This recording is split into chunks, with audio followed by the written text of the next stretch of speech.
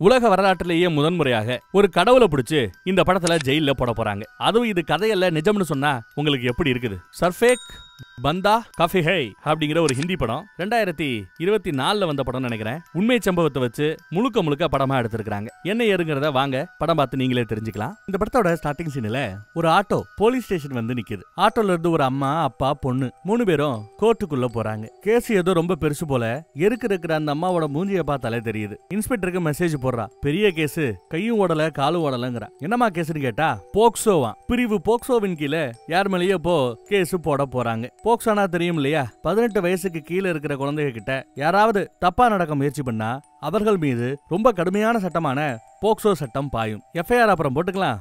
நான் medical test எடுக்கிறதுக்கு hospital கூட்டிட்டு போறேன்னு ஏட்டமா ஹாஸ்பிட்டலுக்கு கூட்டிட்டு வரணும். ஆனா அதுக்குள்ள இன்னொருத்தர் வந்து வெளியில நியூஸ் பரவிடுச்சு, நிறைய மீடியாக்காரங்க வந்திருக்காங்கன்னு சொல்றாரு ஏட்டமா கிட்ட ஒருத்தர். ஒரு போலீஸ் முகத்தை நல்லா முடிக்கோ வா போலான்னு வெளியில கூட்டிட்டு வந்தா 100 கணக்குல கேமராக்களும் மைக்கும் இவ்வளவு முக்கியது. எங்கேயும் நிக்காம வண்டியில ஏத்தி ஸ்ட்ரெயிட்டா ஹாஸ்பிட்டலுக்கு புறப்பட்டு போறாங்க. அதே சமயம் அந்த பக்கம் பார்த்தா குருஜி ஒருத்தர் ஆத்துன்னு சொற்பொழிவு ஆத்திக்கிட்டு இருக்காரு தன் பக்தர்கள் கிட்ட. பக்தர்கள் இங்க 100 கணக்குல உட்கார்ந்துட்டு இருக்காங்க. உங்களை முழுமையா குருவான எனக்கு அர்ப்பணிக்கணும், அப்பதான் உங்களுக்கு சொர்க்கம் கிடைக்கும், மோட்சம் கிடைக்கும், இப்படி எல்லாம் ஆத்திக்கிட்டு இருக்கிறார். பார்த்தா இவர் மேலதான் கம்ப்ளைண்ட். அந்த பொண்ணு கம்ப்ளைண்ட் கொடுத்திருக்கு போல. போலீஸ் வந்து குருஜின்னு எல்லாம் பார்க்காம வாயான்னு விறுவிறுன்னு இழுத்துட்டு போறாங்க. உடனே பக்தர்கள்லாம் ஆர்ப்பாட்டம் பண்ண ஆரம்பிக்கிறாங்க. ஒரு மாதிரி நிலைமை மோசமாகுது. வண்டியில ஏத்தி கூட்டிட்டு வந்தாச்சு. ஆனாலும் ஆசிரமத்தை தாண்டி வெளியில வரதுங்கிறது அவ்வளவு கஷ்டமான காரியமா இருக்குது. வந்த பிறகுதான் போலீஸுக்கே நிம்மதியா இருக்கு. அந்த நிம்மதி ரொம்ப நாளைக்கு நீடிக்கல. அந்த ஏரியா பக்கமே ஊரடங்கு உத்தரவு போட வேண்டிய அளவுக்கு நிலைமை கையை மீறி போயிடுச்சு.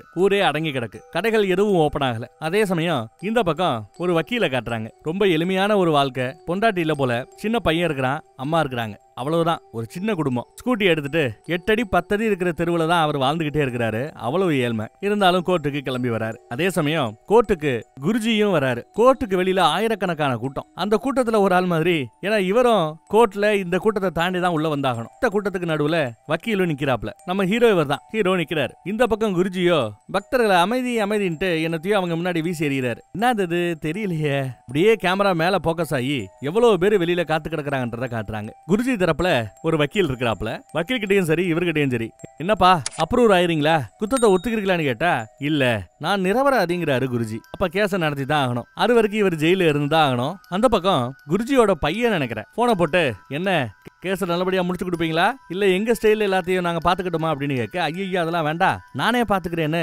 அவங்க தரப்பு வக்கீல் சொல்றாரு. கேஸே ஒண்ணும் இல்லாம ஆக போது பாரு, எஃப்ஐஆரையே நான் குவாஸ் பண்ணிடுவேங்கிறாப்ல. அவ்வளவு நம்பிக்கை அவங்க தரப்பு வக்கீலுக்கு. இந்த பக்கம் ஒரு பெரிய வக்கீலு ஃபீஸே வாங்காம உங்க கேஸ நான் வாதாடுறேன்னு இந்த குடும்பத்தை கூட்டிருப்பாரு. குடும்பத்து ஆட்கள் அந்த பெரிய வக்கீலோட ஆபீஸ் ரூம்ல வெயிட் பண்ணிட்டு இருக்காங்க. ஸ்வீட் எல்லாம் கொண்டு வந்து சாப்பிட்டுங்கன்னு கொடுக்குறாரு. பொண்ணங்கன்னு கேட்டா பாத்ரூம் பக்கம் இருக்கிறாங்க. இன்னும் பிரச்சனை இல்ல, கேஸ சூப்பரா எடுத்துட்டு போலாம், நான் இருக்கிறேன், நான் உங்களுக்கு நல்லது பண்றேன், எவனாவது வந்து உங்க கேஸ நான் வாதாடுறேன் அது இதுன்னு சொல்லுவேன், எவன் பேச்சையும் கேட்காதீங்க, நான் பாத்துக்கிறேன், என்ன யாரு கால் பண்ணாலும் போன் எடுக்காதீங்க, அப்படி இப்படின்னு சொல்லிட்டு கிளம்புறாரு. அதே சமயம் அவரோட சாவியை இங்க பக்கம் மறந்து வச்சுட்டு போயிருப்பாப்ல. அந்த பக்கம் போன்ல ஆசிரமத்துல இருந்து கால், ஏதோ 1 கோடிக்கு டீல் பேசுறாங்களாம் கேஸ ஒண்ணும் இல்லாம பண்றதுக்கு. 1 கோடி எல்லாம் பத்தாதுடா, 10 கோடி கேளு. இப்படி படியில இறங்கும் போது அந்த பெரிய வக்கீல் பேசிட்டு இருக்கிறாரு. சாவியை கொடுக்க வந்த அப்பா இதை கேட்டதும் சம கோவம். அப்படியே அவங்கள போடான்ட்டு போலீஸ் ஸ்டேஷனுக்கு வந்து நிக்கிறாங்க. இப்பேற்பட்ட ஒரு ஆளை நம்பிதான் நாங்க வந்தோம், அதுவும் ஃபீஸே வாங்காம வாதாடுறேன்னு சொன்னாப்ல பெரிய வக்கீலு. இப்ப என்ன பண்ணணும் தெரியாம குழம்பிக்கிட்டு இருக்க வக்கீல் அம்மாவோ, நான் சொல்ல போறவரு பெரிய வக்கீல் எல்லாம் இல்ல, ஆனா போக்சோ சட்டத்தை கரைச்சு குடிச்சவர், இந்த மாதிரி பல வழக்குகளை வாதாடினவர், ஏழ்மையானவர். அவர் உங்களுக்கு சரின்னா கேஸ் எடுத்து பாப்ல, உங்களுக்கு ஓகேனா நீங்களும் ஒத்துக்கங்கன்னு சொல்லி அட்ரஸை கொடுத்து அனுப்பிச்சு வைக்கிறாங்க. போலீஸ் வண்டிலேயே இங்க வராங்க. வீட்டுல வந்து உட்காந்தாச்சு. அந்த பொண்ணு இன்னும் மூஞ்சிய மறைச்சுக்கிட்டு தான் இருக்கிறா. எல்லாருக்கும் டீ போட்டு கொடுத்துட்டு ஒவ்வொரு ஆளா கூப்பிடுவேன். உள்ள வந்து உங்க தரப்புல உங்களுக்கு என்ன தெரியுமோ அதை சொல்லுங்க அப்படின்னு கேட்கிறாரு. அப்பா உள்ள தனியா கூப்பிட்டு உங்களுக்கு தெரிஞ்ச வரைக்கும் சொல்லுங்கன்னு கேட்க, ஹாஸ்பிட்டல்ல என் பொண்ணு தீராத வயிற்று வலியெல்லாம் கஷ்டப்பட்டுக்கிட்டு இருந்தாலாம். வார்டன் போன் பண்ணி உங்க பொண்ணுக்கு வயிற்று வலி அதிகமா இருக்குது, குருஜி கிட்ட கூட்டு போனா உடனே குணமாயிடும், கூட்டிட்டு போங்க ஆசிரமத்துக்குன்னு சொன்னாங்களாம். சரின்னு இவரும் உடனே கிளம்பி பொண்ணை கூட்டிக்கிட்டு ஆசிரமத்துக்கு வந்துட்டார். இந்த ஆசிரமத்துல அவர் இல்ல அப்படிங்கிறாப்ல நியூஸ் வருது. காவலாளிகளே இல்ல குருஜி இங்க இல்லன்னு சொல்லிட்டு வெளியில நிப்ப பாக்குறாங்க. அதே சமயம் இன்னொருத்தருக்கு போனை போட்டு, இந்த மாதிரி ஒரு ஃபேமிலி வந்திருக்கு என்ன பண்ணு கேட்க, பக்கத்துல நம்ம இன்னொரு பிரான்ச் இருக்குல்ல அங்க அனுப்பிச்சு வை, அங்க குருஜி இருக்காருன்னு ஒருத்தன் சொல்றான். ஒரு சிசிய புள்ள, தீவிர பக்தர். சரின்னு இவங்களும் அந்த இன்னொரு பிரான்ச்சுக்கு வராங்க. இங்கேயும் 100 கணக்குல உட்காந்து குருஜியோட அருளுரையை கேட்டுக்கிட்டு இருக்காங்க. இவங்களும் வந்து மண்டி போட்டு கும்பிட்டுட்டு ரொம்ப பயபக்தியோட உட்காந்துட்டு இருக்காங்க. இருக்கிறாங்க. கூட்டம் கலைஞ்சிருச்சு. எல்லாரும் போன பிறகு அந்த குடும்பம் அங்க இருக்கும். இவர் தான் கூட்டிட்டு வராரு. மேட்டர் என்னன்னு விசாரிக்கிறாரு. பிரச்சனை வயித்து வலியா. அவ்வளவுதானே, ஒன்னும் பிரச்சனை இல்ல, நான் பாத்துக்கிறேன். பெத்தவங்க எல்லாம் இங்க உட்காந்துக்கங்க, உள்ள போயிட்டு ஆள் அமுச்சு விடுறேன், பொண்ணை மட்டும் அமுச்சு விடுங்கன்னு சொல்லிட்டு உள்ள போயிட்டார். இவங்க ஹரே ராம் ஹரே ராம் ஹரே ராம்னு கத்திக்கிட்டே இருக்கிறாங்க. ஒருத்த வந்து சாமிஜி கூப்பிட்டு இருக்காரு, பொண்ணை அமுச்சு வைங்கன்னு கேட்க பொண்ணும் தனியா உள்ள போறா. அவ்வளவுதான். இது வரைக்கும் தான் அப்பாவுக்கு தெரியும். அடுத்து என்ன நடந்துங்கிறத பொண்ணுகிட்ட தான் விசாரிக்கணும். பொண்ணை கூப்பிட்டு விசாரிக்கிறார். அடுத்து என்ன நடந்துச்சுன்னு இவளால சொல்ல முடியல. அவங்க சொன்ன ரூமுக்குள்ள போனதுமே குருஜி கதவை தாழ்பால் போட்டுட்டாரு. இந்த பொண்ணு போட்டிருந்த ட்ரெஸ் எல்லாம் உருவி எடுத்துட்டாரா. அதுக்கப்புறம் சொல்ல முடியாம அந்த குழந்தை அழுதுகிட்டே இருக்குது. தொடக்கூடாத இடங்கள் எல்லாம் தொட்டாரா. இதுக்கு மேல இவராலையுமே எழுத முடியல. இருந்தாலும் ஒரு வக்கீலா எல்லாம் தெரிஞ்சுக்க வேண்டியது இவரோட கடமை.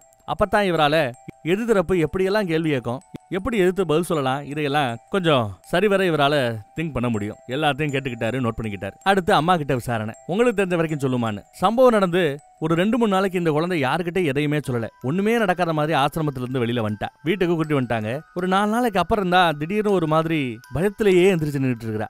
அம்மா என்னமாச்சு, மறுபடியும் ஆசிரமத்துக்கு போமா அப்படின்னு கேட்க, ஆசிரமமா, நரகம்னு சொல்லு, அங்க இருக்கிறவன கடவுளா நாம கும்பிட்டு இருக்கிறோம், அவன் கடவுள் கிடையாது, அவன் ஒரு அரக்கன்னு சொல்லுங்குது. என்னம்மா இப்படி பேசுறேன்னு அதுக்கப்புறம் தான் என்ன நடந்துங்கிறத அம்மா விசாரிக்க பொண்ணு எல்லாத்தையும் சொல்றா. அதுக்கப்புறம் அப்பாவுக்கு நியூஸ் போகுது. உடனே குடும்பம் கோவத்தோட ஆசிரமத்தோட வாசலுக்கு போய் அவங்களோட சண்டை. உள்ள விட மாட்டேங்கிறாங்க. குருஜியை பார்த்தே ஆகணும்னு அப்பா சண்டை போடுறாரு, விட மாட்டேங்கிறாங்க, அடிச்சு விரட்டுறாங்க. அதுக்கப்புறம் தான் ஆட்டோ பிடிச்சி இவங்க போலீஸ் ஸ்டேஷனுக்கு வந்திருப்பாங்க, கம்ப்ளைண்ட் கொடுத்திருப்பாங்க.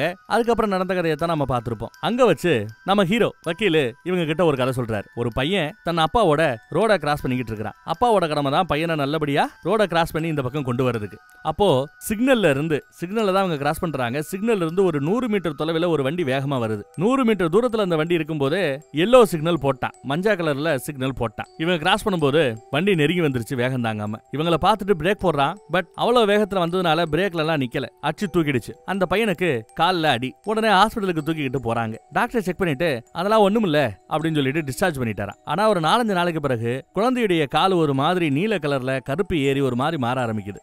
அதுக்கப்புறம் வேற ஒரு ஹாஸ்பிடலுக்கு கூட்டிட்டு போய் செக் பண்றாங்க. அங்க டாக்டர் பார்த்துட்டு எலும்பு முறிஞ்சு இருக்குது, உடனே ஆபரேஷன் பண்ணணும், ஆபரேஷன் பண்ணிருக்காங்க. இப்போ இங்க நான் வாதாடணும்னா யார நான் குறுக்கு விசாரணை செய்யணும், யாரு மேல தப்பதியும் அப்படின்னு கேட்க, எதுக்கு இருக்கிற அப்பாவோ வண்டியை வேகமா ஓட்டிட்டு வந்த மேலதான் அப்படிங்கிறாரு. ஆனா இவர் என்ன சொல்றாரு நம்ம ஹீரோ, இல்ல அவரை மட்டும் நான் குறுக்கு விசாரணை பண்ணல, அவனை பிடிச்சி ஏறி இருக்கிறாப்ல. அது பத்தாதுன்னு ஃபர்ஸ்ட் போன டாக்டர் கவனக்குறைவுல குழந்தைக்கு ஒண்ணுமில்ல போன்னு சொன்னால அவனையும் கூண்டுல ஏத்தி நாரா கழிச்சிருக்கிறார். அப்புறம் குழந்தைய நல்லபடியா ரோட கிராஸ் பண்ண வைக்க வேண்டியது ஒரு அப்பாவின் கடமை. இன்னும் அவர் கொஞ்சம் கவனமா பார்த்து இருந்திருக்கணும். அதனால அவங்க அப்பாவையுமே நான் குறுக்கு விசாரணை பண்ணேன் அப்படின்னு சொல்ல இந்த அப்பா தலகுனிறாரு. ஏன்னா தன் குழந்தைய நல்லபடியா பாத்துக்க வேண்டியது இந்த அப்பாவின் கடமை. அத அவரு தவறிட்டார் இல்லையா. அடுத்து கோர்ட்டு கேஸுக்கு வருது. அவங்க தரப்பு வக்கீலும் நம்ம தரப்பு வக்கீலும் ஹாய்னு கை குளிக்கிறாங்க, ஜாலியா பேசிக்கிறாங்க. ஐயே பிரச்சனை அப்ப வேற மாதிரி போகுதோ அப்படின்னு நமக்கு தோணும். ஜட்ஜையா வந்து உட்காந்துட்டாரு, என்னன்னு விசாரிக்கிறாங்க. இந்த எஃப்ஐஆர் போட்டதே தப்பு, எஃப்ஐஆரையே நாங்க நீங்க அழிக்கணும், குவாஷ் பண்ணணும் அப்படின்னு அவங்க தரப்பு வக்கீல் சொல்றாரு. ஏன்பா அப்படி சொல்றீங்க, என்ன மேட்டர்னு கேட்டா, போக்சோ சட்டம் யாருக்கு, 18 வயசுக்கு கீழே இருக்கிற குழந்தைகளை யாராவது தொட்டா அங்கதான் போக்சோ சட்டம் பாயும். ஆனா இந்த குழந்தைக்கு 18 வயசையும் தாண்டிடுச்சு அப்படின்னு ஒரு போடு போடுறாரு. அது குழந்தை இல்ல, அது மங்கை அப்படிங்கிறார். எப்படிப்பா அப்படின்னு கேட்டா, ஒரு ஸ்கூல்ல அவளோட டிசி சர்டிபிகேட், அவ பாஸ் ஆகும்போது எடுத்த சர்டிபிகேட், இப்படி பல சர்டிபிகேட் ஸ்கூல் சம்பந்தப்பட்ட சர்டிபிகேட்ஸா வந்து நிக்குது. எங்க நான் அதை பார்க்கலாமான்னு நம்ம ஹீரோ ஓடி போய் எல்லாத்தையும் வாங்கி பாக்குறாரு. பாத்தீங்கல்ல, எல்லாம் பிரார்த்தனா. 18 வயசுக்கு மேல இருக்கிற ஒரு பொண்ணு எப்படி தன்னோட வயசு 16ன்னும் 12ஆம் கிளாஸ் எப்படி படிக்க முடியும்? வயசு கம்மினா 10ஆம் கிளாஸ் தான் அவ படிச்சிருக்கணும். 16 வயசு பொண்ணு எந்த கிளாஸுக்கு படிப்பா? 10ஆம் கிளாஸ் தானே படிக்கணும். இவ இப்ப படிக்கிறது 12ஆம் கிளாஸ். அப்ப 18 வயசு தானே. இந்த மாதிரி எல்லாம் ஏதோ கணக்கு சொல்லிட்டு இருக்காரு அவர். நம்மால என்னன்னு செக் பண்ணி பார்த்துட்டு இவர் ஒரு வாதத்தை எடுத்து வைக்கிறார். இங்க பாருங்க, இவரு ஒரு ஸ்கூலோட சர்டிபிகேட் எல்லாம் எடுத்துட்டு வந்து வயசு தப்பா இருக்கு அப்படின்றார். ஆனா சில இபிகே செக்ஷன் எல்லாம் சொல்றாரு. நம்ம சட்டத்தின்படியே இப்ப ஆதார் கார்டு இருந்தா, பிறப்பு சான்றிதழ் இருந்தா, ரேஷன் கார்டுல இருந்தா, இப்படி முக்கியமான ஆவணங்கள்ல டேட்டா பர்த் இருக்கிற பட்சத்துல அதைத்தான் ஃபர்ஸ்ட் பார்க்கணும். ஸ்கூல் ரெக்கார்ட்ஸ்ல இருக்கிற டேட்டா பர்த்தை கண்டுக்கணும் அவசியம் இல்லங்கிறது சட்டம் சொல்லுதான். இந்த பொண்ணுக்கு ரேஷன் கார்டு, ஆதார் கார்டு, பிறப்பு சான்றிதழ்னு எல்லாத்துலயுமே அவளுக்கு 16 வயசுன்னு டேட்டா பர்த்தோட தெளிவா இருக்குது. அதனால இந்த ஸ்கூல்னு இவங்க சொல்ற இந்த சர்டிபிகேட்டை கண்டுக்க வேண்டாமே அப்படின்னு வாதாடுறாரு. சட்டப்படி அதுவும் சரிதான். பெயில் வேணும், இத காரணமா காட்டி அந்த பக்கத்துல அவங்க தரப்பு வக்கீலோ பெயில் வேணும்னு கேட்டிருந்திருப்பாரு. ஆனா நம்ம ஹீரோ வாதாடினதுல நியாயம் இருக்குன்னு ஜட்ஜு சொல்லிட்டு பெயில் எல்லாம் கொடுக்க முடியாது, எஃப்ஐஆர் ஃபைலிங் கன்ஃபார்ம், எஃப்ஐஆரையும் குவாஷ் பண்ண மாட்டேன், அழிக்க மாட்டேன்னு சொல்லிட்டார். அந்த பக்கம் ஆசிரமத்துல இருந்து கால் வக்கீலுக்கு, என்ன வக்கீல் நீ பாத்துக்கிறியா இல்ல எங்க சைடுல நாங்க பாத்துக்கிட்டோமா அப்படின்னு கேக்குறாப்ல ஒருத்தர். நான் பாத்துக்கிறேன்ப்பா, அடுத்த ஹீரிங்லயே நம்ம பெயில் வாங்கிடலாம், ஒன்னும் பிரச்சனை இல்லைங்கிறாப்ல. கொடுக்கறாப்ல வாக்கு கொடுக்கறாரு. ஜெயில்ல குருஜியை பாக்குறதுக்கு அடிக்கடி ஒருத்த வருவான். அடுத்த வாரம் எடுத்துடலாம், ஒன்னும் பிரச்சனை இல்லன்னுவான். குருஜியும் நம்புவார். இந்த பக்கம் சாப்பிட்டுட்டு இருக்கும்போது ஹீரோக்கு போன் வருது. அப்பா தான் போன் பண்றாப்ல. எஃப்ஐஆர் ஃபைல் பண்றதுக்கு முன்னாடி இந்த மேட்டரை பத்தி யாருக்கிட்டயாவது நீ பேசுனியான்னு விசாரிக்கிறாரு. நூனு ஒருத்தர் தன்னோட ஃப்ரெண்டா அவர்கிட்ட எஃப்ஐஆருக்கு முன்னாடியே என் பொண்ணுங்க நடந்த கொடூரத்தை பத்தி சொன்னதா சொல்றாப்ல. சரி, அவர் அப்ப நம்ம விசாரணைக்கு கூப்பிட்டுக்கலாம். அப்புறம் உங்க பொண்ணு படிச்ச ஸ்கூல்னு சொல்றீங்கல்ல, அந்த ஸ்கூலுக்கு போய் அவ சரப்பட்ட டீடைல்ஸ் ஏதாவது அந்த ஸ்கூல்ல இருந்தா அந்த ரெக்கார்ட்ஸ் எல்லாம் வாங்கிட்டு வாங்க அப்படிங்கிறாரு. அவரும் சரிங்கிறாப்ல. போய் ஸ்கூலோட ஹெச்எம் பார்த்து ரெக்கார்ட்ஸ் எல்லாம் கேட்க ஹெச்எம் ரெக்கார்ட்ஸ் எல்லாம் கொடுத்துட்டாரு. உங்களுக்கு டைம் இருந்தா கண்டிப்பா நீங்க சாட்சி சொல்ல வரணும்னு ஸ்கூலோட ஹெச்எம் இவன் கூப்பிடுறான். ஆனா இங்க ஹெச்எம் வேற ஒருத்தவங்க இருக்காங்க.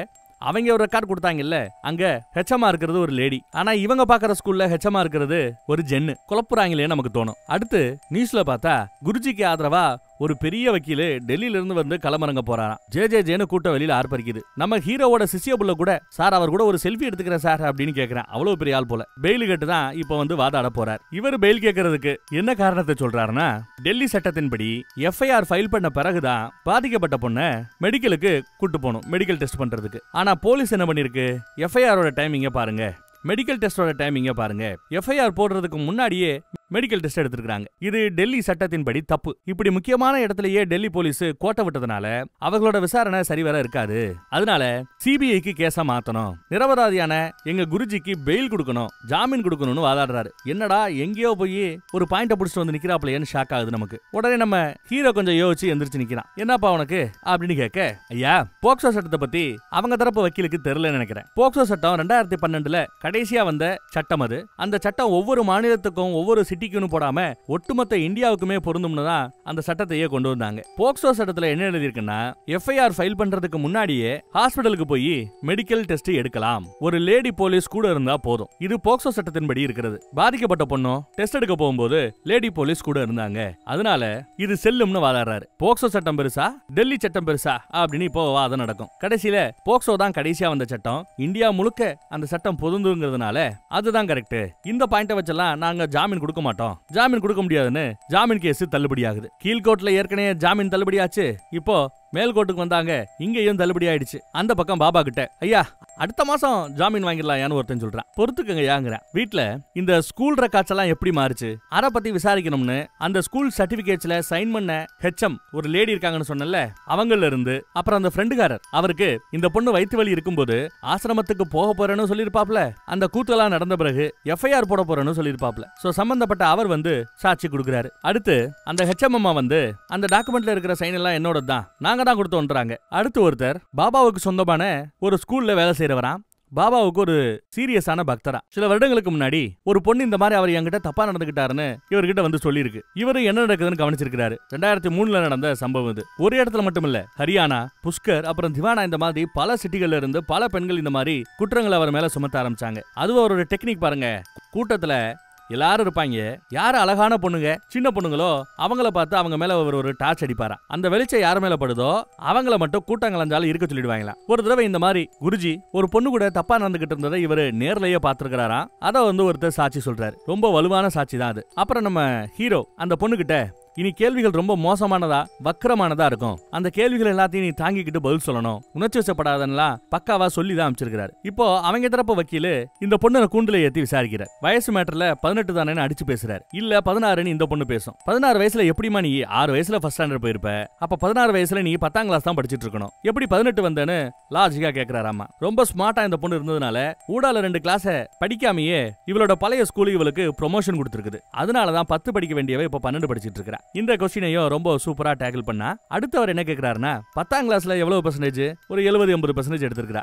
11ஆம் கிளாஸ்ல எவ்வளவு பெர்சன்டேஜ், 50% எடுத்திருக்கா. ஏன் உனக்கு பெர்சன்டேஜ் மார்க் எல்லாம் குறைஞ்சு, யாரையா லவ் பண்ணியா, யாரு கூடயாவது ஊர் சுத்தினியா, இப்படி எல்லாம் கேட்க ஆரம்பிக்க ஹீரோ எந்திரிச்சு, என்ன லாயர் இப்படி எல்லாம் ஜட்ஜையா நீங்களும் பாத்துட்டு இருக்கீங்கன்னு கேட்க, யோ பாத்து பேசியான்னு ஜட்ஜையாவும் சொல்லிடுறாரு. சாரி மை லார்ட் அப்படின்ட்டு அடுத்த கேள்விக்கு மூவ் பண்ணும்போது இந்த பொண்ணு இல்ல அந்த கேள்விக்கு நான் பதில் சொல்றேன். 10th வரை இவங்க படிச்சது கவர்மெண்ட் ஸ்கூல்ல, ஸ்டேட் போர்டு. 11th இவங்க படிக்க போனது சென்ட்ரல் போர்டு, பிரைவேட் ஸ்கூலு. அந்த ஹெச்எம்மா இருக்காங்கல்ல அவங்க ஸ்கூலு. சோ ஸ்டேட் போர்டுல இருந்து சென்ட்ரல் போர்டுக்கு மாறும்போது சிலபஸ் ரொம்ப கஷ்டமா இருந்தது. அதனால மார்க் குறைஞ்சது போதுமானு சொல்ல அதுக்கும் அவருக்கு நெத்தியடி. ஒண்ணும் பண்ண முடியல அவரால. பிரதீப்னு ஒரு ஆளை போலீஸ் இங்க தேடிக்கிட்டு இருக்குது. பிரதீப் முக்கியமான சாட்சியா இருப்பார் போல தெரியுது. அடுத்து பார்த்தா குருஜியோட பையனுக்கு கால் வருதுங்க. இன்னும் 2 பேரு குருஜி மேல இந்த மாதிரி தப்பா நடக்க முயற்சி பண்ணதா கேஸ் கொடுத்திருக்காங்களா. உங்க மேலயும் கேஸ் இருக்குது, நீங்களும் எங்கேயாவது எஸ்கேப் ஆயிடுங்கன்னு போன் வருது. குருஜியோட பையனும் எஸ்கேப். அடுத்து சாட்சிகளை தூக்கணுமேனு அவங்க முடிவு பண்ணிட்டானுங்க. ஒரு சாட்சி பால் வாங்கிட்டு வீட்டுக்கு போய்கிட்டு இருக்கும்போது மூஞ்சில ஆசிட் அடிச்சானுங்க. பட்டப்பகல்ல இப்படி ஆசிட் அடிச்சது நியூஸ்ல பெரும் செய்தி ஆகுது. அவர் இறக்கவும் செஞ்சுட்டாராம். சோ அந்த முக்கியமான சாட்சி அவுட்.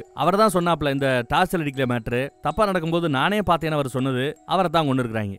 அவர் இனிஷியலா தான் சாட்சி சொல்லியிருக்கிறார். அடுத்த குறுக்கு விசாரணை அது இதுன்னு பல விசாரணைக்கு பிறகுதான் அவரோட சாட்சியம் முழுமையா செல்லும். அதுக்குள்ளேயே போட்டானுங்க. அடுத்து வக்கீலுக்கு பின்னாடியே 2 பேர் விடாது ஃபாலோ பண்ணிட்டே இருக்கிறானுங்க. அடுத்து சாட்சிக்காக நிறைய பேரை கூப்பிட்டுருப்பாங்க. சாட்சிகளே வரல. அவங்க தரப்ப வக்கீல் என்ன ஒரு சாட்சியும் காணோம் அப்படின்னு நக்கல் பண்ணிட்டு போவார். கோர்ட்டு கேஸ்னு அப்படியே பதட்டமா போய்கிட்டே இருக்குது. 2 மாசமா போலீஸ் கிட்ட மாட்டாம எஸ்கேப் ஆயிட்டு இருந்தா குருஜியோட பையனையுமே போலீஸ் பிடிச்சிட்டாங்க. அந்த நியூஸ் இப்போ ஜெயில இருக்கிற குருஜிக்கு வருது. பின்னாடி இருக்கிறவன் அழுதுகிட்டு அடுத்த வருஷம் எப்படியும் ஜாமீன் வாங்கிக்கலாங்கிற சொல்றேன். அப்புறம் இந்த பொண்ணு 11th வேற ஸ்கூல்ல ஜாயின் பண்ணால அந்த ஸ்கூலு ஆசிரமத்துக்கு சொந்தமான ஸ்கூல் போல. அங்கதான் அந்த ஹெச்எம் அம்மா வேலை பாக்குறாங்க. அவங்களை இப்ப குறுக்கு விசாரணை பண்றதுக்காக நம்ம ஹீரோ வராரு. இதுல இருக்கிறது உங்க கையில் தானா அப்படி இப்படின்னு விசாரிக்கிறாரு. ஆமா ஆமா எல்லாம் பதில் சொல்லுது. அதுக்கப்புறம் அந்த பொண்ணு படிச்ச பழைய ஸ்கூல்ல இருந்து ரெக்கார்டு வாங்கியிருக்காங்கல்ல அவங்க கொடுத்த டிசி, அங்க அவ ஜாயின் பண்ணும்போது இருந்த பிறப்பு சான்றிதழ், அது இதுன்னு இது எல்லாத்துலயுமே கரெக்டா பிறந்த தேதி வயசெல்லாம் கரெக்டா இருக்குது. ஆனா உங்க ஸ்கூலுக்கு வந்த பிறகு எப்படி டேட்டா எல்லாம் தப்பாச்சு இந்த பாயிண்ட பிடிச்சு கேக்குறாரு. இங்க ஜாயின் பண்ணும்போது 11th ஜாயின் பண்ணும்போது இவங்க அந்த பொண்ணுக்கு டாக்குமெண்ட் கொடுத்திருப்பாங்கல்ல அந்த டாக்குமெண்ட்லயும் கரெக்டா இருக்கு. ஆனா நீங்க கோர்ட்டுக்கு கொடுத்த டாக்குமெண்ட் மட்டும் எல்லாமே தப்பா இருந்திருக்குது. எப்படி அப்படி இப்படின்னு நிறைய கேள்வி கேட்க ஆரம்பிக்கிறாரு. அந்த அம்மா லைட்டா திணற ஆரம்பிக்குது. எல்லாத்தையும் தாண்டி சரி 18 வயசுங்கிறாப்ல உங்ககிட்ட ரெக்கார்ட்ஸ் வச்சிருக்கீங்க. கூடவே இவங்க ஃபீஸ் கட்டியிருப்பாங்கல்ல ஃபீஸ் ரிசிப்ட் இருக்கும்ல இவங்க கைப்பட பிறந்த தேதி இது வயது இதுன்னு எழுதிதானே உங்களுக்கு அப்ளிகேஷன் ஃபார்ம் போட்டிருப்பாங்க. அந்த அப்ளிகேஷன் ஃபார்ம் எங்க? நீங்க பதிலுக்கு ரிசிப்ட் கொடுத்துருப்பீங்கல்ல டேட் போட்டு அந்த ரிசிப்ட் எங்க? இப்படி அந்த மாதிரி எல்லாம் கேள்வி கேட்க ஆரம்பிக்க இந்த அம்மாக்கு அந்த மாதிரி ரெக்கார்ட்ஸ் எதுவுமே இல்ல. மாட்டிக்கிச்சு. பொய் சாட்சிங்கிறது ரொம்ப நல்லா தெரியுது. அந்த அம்மா தண்ணி குடிக்கிற ரேஞ்சுக்கு ஆயிப்போச்சு. அடுத்து இன்னொருத்தவரை விசாரணைக்கு கூப்பிட்டுருக்காங்க. இவர் ஒரு வைத்தியர். குருஜிக்கு நிறைய வீரியத்தை கூட்டுற மருந்தெல்லாம் சப்ளை பண்றது இவர் தானா. அந்த மருந்தெல்லாம் எதுக்கு அந்த மனுஷன் சாப்பிடறாப்ல? அதுவும் இந்த வயசுல வயசு 75 இருக்கும். அப்ப ஏதோ அவர் தப்பு பண்றாரு தானே அர்த்தம். இந்த மாதிரி கேஸ் போகுது. இந்த வைத்தியர் சாட்சி நல்ல சாட்சி. வெளியில வரும்போது கூட்டம் ஆர்ப்பரிக்குது. அதுல ஒருத்தன் கத்தி எடுத்துட்டு வந்து சாட்சி சொன்ன வைத்தியரை நெஞ்சிலேயே குத்தி கொன்னுட்டான். இதெல்லாம் பார்த்த நம்ம வக்கீலுக்கு ஒரு மாதிரி ஆயிடுது. ஹீரோக்கு நிலைமை கையமீட்டு போறத அவர் புரிஞ்சுக்கிறாரு. இது பார்த்தானு எப்பயாவது எங்கேயாவது 2 பேர் இவனை பார்த்து முறைச்சுக்கிட்டே தான் போறானுங்க வரானுங்க. பையனை ஐஸ்கிரீம் வாடுறதுக்காக இறக்கி விட்டுருப்பாரு ஐஸ்கிரீம் கடையில. திரும்பி பார்த்தா பையனை காணோம். என்னடா பையனை காணாமன்னு பார்த்தா பின்னாடி நின்னுகிட்டு இருக்கிறேன் ஐஸ்கிரீம் சாப்பிட்டுக்கிட்டு. டே வாடா வந்து ஏறான்னு ஏத்திட்டு போலீஸ்ல இருந்து கால் வரும் என்ன வந்து பாருங்கன்னு. இவரும் பாக்குறதுக்கு வரார். ஏன்னா ஒவ்வொரு சாட்சிகளா செத்துக்கிட்டு இருக்காங்க. உங்க உசுருக்கு ஆபத்தாயிர போது எல்லா சாட்சிகளுக்கும் பாதுகாப்பு கொடுக்கணும்னா கிட்டத்தட்ட 60 போலீஸ் வேணுமா. இவ்வளவு போலீஸ் இவங்க கிட்ட இருக்குன்னா 20 தான் இருக்கிறான். அப்ப எல்லா சாட்சிகளுக்கும் ப்ரொடெக்ஷன் கொடுக்க வேண்டாம். பாதிக்கப்பட்ட அந்த பொண்ணுக்கு கொடுக்கணும், பொண்ணோட குடும்பத்துக்கு கொடுக்கணும், இந்த வக்கீலுக்கு கொடுக்கணும். ஏன்னா இருக்கிற ஆட்கள் அவ்வளவுதான். அந்த மாதிரி பிரிச்சு கொடுக்கலாம்னு முடிவு பண்ணிட்டு முக்கியமான சாட்சிக்கும் கொடுத்துருக்காங்க. எங்க போனாலும் கூடவே ஒரு போலீஸ் நம்ம ஹீரோ கூட வந்துகிட்டே இருப்பாரு. அந்த பக்கம் பாதிக்கப்பட்ட பொண்ணு பின்னாடி 2 போலீஸ் சுத்திக்கிட்டே இருக்காங்க. எல்லாரோட பார்வையும் இவள ஏதோ தப்பான மாதிரி பாக்குறாப்லயே இருக்கும். அன்னைக்கு ராத்திரி நம்ம ஹீரோ பாக்குறக்கா அந்த பொண்ணு வந்திருப்பா. எல்லா பேரும் ஏதோ நான் தப்பு பண்ணாப்ல என்ன ஒரு பார்வை பாக்குறாங்க, முறைக்கிறாங்க. கேஸ் இன்னும் நடந்துகிட்டு இருக்குது. ஆனா அதுக்குள்ளேயே ஒரு ஜட்ஜ்மெண்ட் அவங்க மனசுல கொடுத்து வச்சிருக்காங்க. நான் தான் தப்பானவன்ட்டு. ஏதோ ஒரு கடவுளையே நான் தூக்கி உள்ள வச்சிருக்கான்னு நினைக்கிறாங்க. அப்படி எல்லாம் பேச நீ போல்டாருமா. அவங்க சொன்னதுல தப்பு இல்ல. உண்மையிலேயே நீயே அவங்க எல்லா பேரும் கடவுளா நினைச்ச ஒருத்தனை நீ தூக்கி உள்ள வச்சிருக்கிற. அவங்களோட பாயிண்ட் ஆஃப் வியூல அவங்க கடவுளை எதிர்த்து நீ யுத்தம் பண்றதா அர்த்தம். இந்த யுத்தத்துல ஜெயிக்கணும்னா அவங்க பார்வையால கொல்றது என்ன? கத்தி எடுத்துட்டு வந்தாலுமே எதிர்த்து நிக்க நாம தயாரா இருக்கணும். வெறும் பார்வைக்கோ கேட்கிற கேள்விகளுக்கோ நீ பயப்படக்கூடாதுன்னு ரொம்ப தெம்பூட்டுற வகையில பேசி அடுத்த நாள் குறுக்கு விசாரணைக்கு கூட்டு வர்றார். இப்போ ரொம்ப சீப்பான டாக்டிக்கை தான் அவங்க தரப்பு வக்கீல கையில் எடுக்கிறார். இப்போ அவர் எப்படி கையில் எடுக்கிறாருன்னா ஆமா உங்க அப்பாவுக்கு நீ பயப்படுவியான்னு கேட்கிறாரு. இந்த பொண்ணு இல்லங்குது. எப்போ குருஜியோட ஆசிரமத்துக்கு நீ ஃபர்ஸ்ட் டைம் போனன்னு கேட்கும்போது இவளுக்கு 10 வயசு இருக்கும் போதே போயிருக்கிறா. ஏன்னா அப்பா ரொம்ப தீவிரமான குருஜியோட பக்தர். குருஜிய தன்னோட குருஜியா நீ ஏத்துக்கிட்டது எப்போ? அதுவும் அந்த 10 வயசுலயா? 10 வயசுல நீ விரும்பி செஞ்சியா இல்ல உங்க அப்பாவோட வற்புறுத்தல் பேர்ல செஞ்சியான்னு கேட்க அப்பா சொன்னாரு செஞ்சேன். அவரை குருஜியா ஏத்துக்கிட்டதுக்கு ஏதோ ஒரு சடங்கு செய்வாங்க போல. அதெல்லாம் ஒண்ணு தப்பு இல்ல, கரெக்டா தான் போயிருந்திருக்குது. அடுத்து ஸ்கூல்ல நீ என்ன செக்ஷன் எடுத்த? அந்த பிரிவு சொல்லுவாங்க இல்ல, மேக்ஸா சயின்ஸா எக்கனாமிக்ஸா இந்த மாதிரி காமர்ஸான்ட்டு அதுவும் ஒரு பிரிவை சொல்லுவா. அதை எடுக்க சொன்னது யாரு? அதுவும் அப்பா தான். வயிற்று வலிக்கு ஆசிரமத்துக்கு போகணும்னு உன்னை வீட்டுல இருந்து கூட்டிட்டு போனது யாரு? அதுவும் உங்க அப்பா தான். இப்போ இந்த மாதிரி பழிய போட்டு நடிக்க சொல்றது உங்க அப்பா தானே அப்படின்னு ஒரு பிடி பிடிக்கிறார். உங்க அப்பாவுக்கு பயந்துகிட்டு தானே இதெல்லாம் செய்யறங்கிறாப்ல வாதத்தை பிடிக்கிறாராமா. எனக்கு அறிவு இருக்குது. ஏதோ சின்ன வயசுல இருந்து கடவுளா நினைச்சு கும்பிட்டு இருந்தவரு நல்லது செய்வாரு, நல்லது நடக்கும் நம்பி போனோம். அவன் இப்படி பாய்வானு எங்களுக்கு எப்படி தெரியுங்கிறாப்ல பேசுறது இந்த அம்மா. சரி அன்னைக்கு இந்த ரூம்குள்ள கூட்டிட்டு போனார்ல, அடுத்து என்ன நடந்துச்சுன்னு கேட்க தாப்பா போட்டாரு. அப்ப சொன்ன அந்த பழைய கதையை தான் சொல்லிட்டு இருப்பா. அந்த ரூம்ல எத்தனை ஃபேன் இருந்துச்சுன்னு கேட்டா சொல்றா. எத்தனை நாற்காலி கிடந்ததுன்னு கேட்டா சொல்றா. அங்க இருந்த பெட்ஷீட்டோட கலர் என்னன்னு கேட்கிறார். ஃபர்ஸ்ட் வந்து ஃபேனோட கலர் கேட்பாரு. இவ தெரியாதுன்னுவா. என்னமா நீ ஃபேன் ஸ்கின் கலர் உனக்கு தெரியலையா, சரி விடு, பெட்ஷீட்டோட கலர் என்னன்னு கேட்க இவ யோசிச்சுட்டு தெரியாதுன்னு சொன்னா அந்த ரூமுக்குள்ளேயே போகலன்னு சொல்லிடுவாரோன்னு யோசிச்சுட்டு கருப்பு கலர்னு வா. கருப்பு கலரா? இல்ல இல்ல யுவர் ஆனர், ப்ளூ கலர் தான். ப்ளூ கலர் பெட்ஷீட் தான் அங்க இருந்தது பெட் மேல. அதையும் இவ தப்பா சொல்றா பாருங்க. இப்படி எல்லாம் பாயிண்ட் பிடிக்கிறார். அதுக்கு பதில் அளிக்கிற விதமா நம்ம ஹீரோ எந்திரிச்சு, ஜட்ஜையா நீங்க திரும்பி பார்க்காம உங்க பக்கத்துல இருக்கிற ஃபேனோட கலர் சொல்லுங்கன்னு கேட்டா ஜட்ஜையா முழிக்கிறார். அப்புறம் அவங்க தரப்பு வக்கீல் கிட்டயே உன் சிசியபுலியோட கையில ஒரு வாட்ச் கட்டி இருக்கிறான், அது என்ன பிராண்டுன்னு சொல்லு பாப்போன்னு கேட்டா அவரும் முழிக்கிறார். இத்தனை வருஷம் உங்க கூடயே இருக்கிற இந்த விஷயங்கள் எல்லாத்தையும் நீங்க நோட் பண்ணல, ஆனா அந்த பொண்ணு ஒரு வெறி நாயை அங்க கடிச்சுக்கிட்டு இருக்குது, அந்த சூழல்ல தப்பிக்க முயற்சி பண்ணுவாளா? அதை விட்டு பெட்ஷீட்டோட கலர் என்ன, ஃபேனோட கலர் என்ன, இதையெல்லாம் பாத்துக்கிட்டு இருப்பாளா? இப்படி ஒரு அருமையான வாதத்தை வைக்க அவங்க வாதாங்க ஒண்ணும் இல்லைன்னு ஆயிப்போச்சு. அடுத்து குருஜிக்கு ஜாமீன் கேட்டு உச்ச நீதிமன்றத்திலேயே இப்ப கேஸ் போயிருக்கு. அதுக்கு மேல கோர்ட்டு கிடையாது போல, இருக்கிறே ஹையஸ்ட் கோர்ட்டு சுப்ரீம் கோர்ட். அங்க வாதாடுவதற்காக இதற்கு முன்பு சட்டத்துறை அமைச்சரா இருந்த ஒருத்தர் அவ்வளவு பெரிய ஆளு வாதாட வந்திருக்கிறார். நம்மால அவர் முன்னாடி நிக்கணும்னா நல்லா கெத்தா நிக்கணும், புது ட்ரெஸ் போட்டு நிக்கணும்னு சொல்லிட்டு புதுசா ட்ரெஸ் வாங்கி 600 ரூபாய்க்கு ட்ரெஸ் வாங்கி கோட்டெல்லாம் போட்டுட்டு அங்கேயும் வந்து வாதாடுறாப்ல. வாதாடுறதுக்கு முன்னாடி நான் உங்க பெரிய ஃபேனு, உங்க வாதத்தெல்லாம் பார்த்து நாங்க மிரண்டு போயிருக்கிறோம் அப்படி இப்படின்னு பேசிட்டு இருப்பாப்ல. இவர் பெருசா கண்டுக்கவே மாட்டாரு, யாரையாரோ நினைச்சிட்டு இருப்பாப்ல. அப்புறம் தான் தான் பேரை சொன்னதும் அவர் திரும்பி பாக்குறாரு. ஏன்னா அவருக்கு குருஜிக்கு எதிரா வாதாடுறது நம்ம ஹீரோவோட பேர் தான் தெரியும். ஹீரோ யாரு எப்படி இருப்பாருலாம் அவனுக்கு தெரியாது. இப்ப பேரை கேட்டதும் ஓ நீங்க தானா அதுன்னு இப்ப அவரு ஒரு செகண்ட் ஆடி போய் மரியாதையோட பேசுறாரு, நல்லா பழகுறாரு. அதுக்கப்புறம் ஜட்ஜையா வந்ததும் நான் இங்க உட்காந்துக்கிறேன், நீங்க அங்க உட்காந்துக்குங்க, வாதாடிப்போம் அப்படின்ட்டு வாதாடல் ஆரம்பிக்குது. கேஸ ரொம்ப ஹெவியா வாதாடுவாரு. ஏன்னா சட்டத்துறை அமைச்சராவே இருந்தவர் அவரு. பெருசா ஏதாவது பண்ணுவாருன்னு பார்த்தா தப்புன்னு குறுக்கால புகுறாரு நம்ம ஹீரோ. வாதாடவே விட மாட்டேங்கிறாப்ல. என்னப்பா உன் பிரச்சனை கேட்டா இவர் வாதாடுவது செல்லாதுங்கிறார். காரணம் என்னன்னா குருஜி இவரை என் தரப்பு வக்கீலா நான் வந்து அமர்த்துகிறேன்னு போட்டு ஒரு லெட்டர்ல கையெழுத்து போட்டு கொடுக்கணும். அது கோர்ட்டுக்கு வந்த பிறகுதான் ப்ராப்பரா அவரை வாதாட அலோவ் பண்ணணும். ஆனா இவர் அந்த மாதிரி கையெழுத்து வாங்கவே இல்லை. ஸ்ட்ரெயிட்டா அவராட்டுக்கு வந்து நான் தான் பிரதிநிதி, நான் அவர் சார்பா வாதாடுறேங்கிறது எந்த விதத்துல நியாயம்னு கேட்கிறார். எங்க அந்த அப்ளிகேஷன் ஃபார்மை கொண்டாட வந்து பார்த்தா எஸ் குருஜியோட கையெழுத்து இல்ல. உடனே அவரு அதனால என்ன, ஏதோ என்னோட சிசிய பிள்ளைய கவனக்குறைவா அதை விட்டுருப்பாங்க, இதோ குருஜி இருக்கிறாரு, அங்கேயே ஒரு திரைக்கு பின்னாடி அவரை உட்கார வச்சிருப்பாங்க, குருஜி கிட்ட கையெழுத்து வாங்கிட்டா முடிஞ்சு போச்சு அப்படின்னு அசால்ட்டா பேசுவாப்ல. உடனே நம்ம ஹீரோ அங்க ஒரு பாயிண்ட பிடிக்கிறான். இப்ப நீங்க இவரை அலோவ் பண்ணீங்கன்னா இதுக்கு அப்புறம் வரப்போற எல்லா கேஸ்லயுமே யாருமே கையெழுத்து வாங்க மாட்டாங்க. எல்லாருமே இங்கதான் கோர்ட்ல இருக்கிறாரு, இப்ப கையெழுத்து வாங்கிக்கிறேன்னு கையெழுத்து வாங்க ஆரம்பிப்பாங்க. இது ஒரு தப்பான முன் உதாரணமாயிடும். அதுவும் சட்டத்துறை அமைச்சரே செஞ்சாரு, நான் செய்யக்கூடாதா அப்படின்னு கேட்டுருவாங்க. பாத்துக்கங்க ஜட்ஜையான்னு சொன்னதும் ஜட்ஜையா அதெல்லாம் அனுமதிக்க முடியாது, பெயில் கேன்சல், ஜாமீன் கேன்சல் டாப்ல. முன்னாள் சட்டத்துறை அமைச்சரே ஒண்ணும் பண்ண முடியாம அவமானப்பட்டு கிளம்புறாரு. இப்ப அந்த பக்கம் ஜெயில கிடக்குற குருஜிய காட்டுறாங்க. குருஜி கிட்ட ஒருத்தன் அடுத்த வருஷம் சொன்னால அவன் அடுத்து என்ன சொல்லணும் தெரியாம முழிக்கிறான். ஐயா அது வந்துன்னு பேச ஆரம்பிக்கிறதுக்குள்ளேயே தண்ணி டம்ளரை அப்படி எட்டி எறிகிறாரு. ரைட்டா அழுகிறாரு மனுஷன், இல்ல கடவுள் அழுகிறாரு. அடுத்து ஜோரா மழை பெஞ்சிட்டு இருக்குது. கார்ல இவர் போய்கிட்டு இருக்கும்போது ஒரு சிக்னல்ல நிக்கிறாப்ல, பக்கத்துல 2 வண்டி வந்து நிக்குது. டப்புன்னு துப்பாக்கி எடுக்கிறானுங்க. அவங்க ஆசிட் எடுப்பாங்கன்னு சொல்லி தான் இவர் கார் கண்ணாடியை ஏத்துவாரு. ஆனா துப்பாக்கி எடுத்ததுல அவரு ஒண்ணும் பண்ண முடியல. கண்ணாடியை உடைச்சுக்கிட்டு தோட்டா வந்து அவர் ஏல ஏறுது. ஒரு 3 தோட்டா அப்படியே சம்பவ இடத்துலயே செத்து போறாரு. என்னடான்னு பார்த்தா அதுக்கப்புறம் கனவுங்க. போன கோர்ட்டு தான் நான் ஹையஸ்ட் கோர்ட்டுன்னு சொன்னேன்ல, அங்க தப்பு பண்ணிட்டேன். அதுக்கு மேலேயே ஒரு கோர்ட் இருக்கு, இதுதான் சுப்ரீம், இதுக்கு மேல கோர்ட்டு கிடையாது. இதுதான் கடைசி வாய்ப்பு அந்த குருஜிக்கு ஜாமீன் கிடைக்கிறதுக்கு. இங்க வாதாடுற ஒருத்தர் அவருக்கு உடம்பு சரியில்லை, அவருக்கு ஏதோ நரம்பியல் வியாதி இருக்குது, அதுக்கு ட்ரீட்மெண்ட் அமெரிக்கால தான் கொடுக்குறாங்க, அமெரிக்கா போகணும் ஜாமீன் கொடுங்கன்னு இப்படி ஒரு டாக்டிக்ஸை கையில எடுக்கிறாங்க. நம்ம ஹீரோ அந்த வியாதியோட பேரவே சொல்றதுக்கு யோசிக்கிறான். அப்புறம் அந்த பேரை பத்தி யூடியூப்ல எல்லாம் சர்ச் பண்ணி பார்த்தா அந்த வியாதி திடுதுப்புன்னு வந்துறாராம். வாழ்நாள் முழுக்க அந்த வியாதி இருக்குமா, பல வருடங்கள் அப்படி டெவலப் ஆகி வரக்கூடிய வியாதியா. இத்தனை நேரம் சொல்லாம திடீர்னு இப்போ வந்து சொல்றாங்க எங்களுக்கு இது டவுட்டா இருக்குது, மெடிக்கல் டெஸ்ட் எடுத்து பார்த்துட்டு அதுக்கப்புறம் தான் முடிவு பண்ணணும் அப்படின்றாப்ல கேட்டுறாரு. அதுவும் ஐஐஎம்ல இருக்கிற பெரிய பெரிய டாக்டர்ஸே வேணா கூட ரிப்போர்ட் எடுக்கட்டும்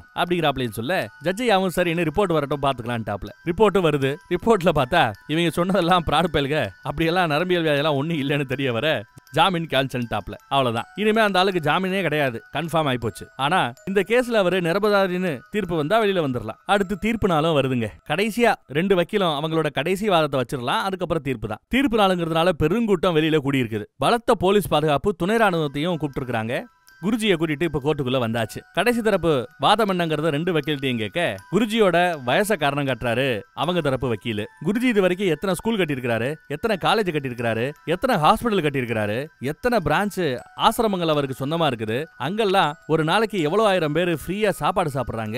இவரை உள்ள அடைச்சிங்கன்னா இது எதுவுமே நடக்காம போயிடும். ஒரு பொண்ணுக்காக பல 1000 பேரை பட்டினி போட போறீங்களா, பல 1000 பேரோட கல்வியை ஆரோக்கியத்தை கெடுக்க போறீங்களா, அப்படி இப்படின்னு பயங்கரமா வாதாடி விட்டாப்ல. ரொம்ப சென்டிமெண்டா வேற வாதாடி வச்சிட்டாரு. இதை எப்படி நம்ம ஹீரோ டாக்கிள் பண்ண போறாரு அப்படின்னு தெரியல. ஹீரோ எந்திரிச்சு ரொம்ப சிம்பிளா நீங்க சொன்ன எல்லாமே உண்மைன்னு வச்சுக்கோங்க, ஆனா அதுக்காக ஸ்கூல் கட்டியிருக்கிறேன், காலேஜ் கட்டியிருக்கிறேன், 10 பேருக்கு சோறு போறேங்கிறதுக்காக யார வேணாலும் கற்பழிக்கலாம்னு உங்களுக்கு லைசென்ஸ் ஒண்ணு கொடுத்துடல. அப்புறம் போற வரவெல்லாம் நான் 10 பேருக்கு சோறு போட்டுக்கிறேன், 2 பொண்ணு மேல கை வச்சுக்கிறேன்னு கேட்பான். இதெல்லாம் வாதமா அப்படின்னு கேட்டு தூள் ஆக்கிறாரு அந்த வாதத்தை. பாதிக்கப்பட்டிருக்கிறா ஒருத்தி இங்க. எவ்வளவு பெரிய ஆளு இந்த ஆள், இது வரைக்கும் எவ்வளவு தப்பு பண்ணிருப்பான். ஆனா எத்தனை பேர் இவனுக்கு எதிர்த்து கேஸ் போட்டு எஃப்ஐஆர் போட வரைக்கும் வந்திருக்காங்க. இந்த பொண்ணு ஒருத்தி தான் வந்திருக்கா. இவளுக்கு நியாயம் கிடைக்கலன்னா அதுக்கப்புறம் இந்த மாதிரி மிருகங்கள் சீண்டும் போது எந்த பொண்ணும் தைரியத்தோட கோர்ட்டோட வாசல்ல ஏற மாட்டாங்க.